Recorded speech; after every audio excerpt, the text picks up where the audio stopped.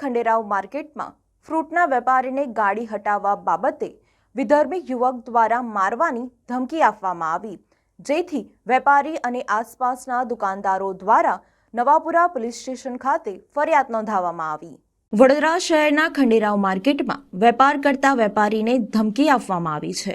આજે સવારે મિયાઝ નામના હિસાબે ફ્રૂટના વેપારીને મારવાની ધમકી આપવામાં આવી હતી।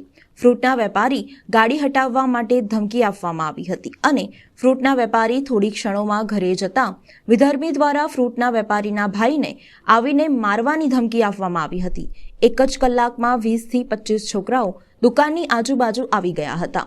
ફ્રૂટના વેપારી અને આ ઈસમ સાથે કોઈપણ પ્રકારનો અગાઉ બનાવ બન્યો ન હતો, પરંતુ ઈસમ દ્વારા ફ્રૂટના વેપારીને મારી નાખવાની ધમકી આપતા સમગ્ર મામલો સીસીટીવી કેમેરામાં કેદ થઈ ગયો હતો અને ફ્રૂટના વેપારીના સમર્થનમાં આજુબાજુના દુકાનના વેપારી એકત્રિત થઈ વિધર્મી સામે ફરિયાદ કરવા માટે નવાપુરા પોલીસ સ્ટેશન પહોંચ્યા હતા।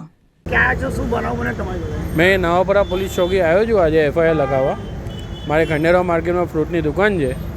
સવારે 5 વાગે મિરાજભાઈ કહીને છે સામેની દુકાનમાં નોકરી કરે છે। ડ્રાઈવર ગાડી લઈને આવે અને ખોટી રીતે હેરાન કરે, ભાઈ અહીં ગાડી લગાવો ને અહીંથી ગાડી બહાર કાઢો।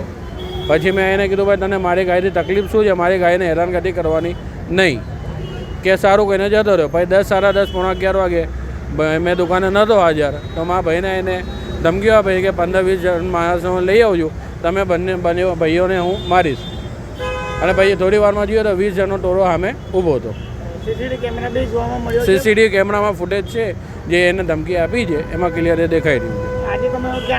આજે અમે નવાપુરા પોલીસ ચોકીમાં એફઆઈઆર કરવા આવ્યા છે એના ખિલાફ। મારું નામ ખુશાલ ખેમચંદ પમનાની।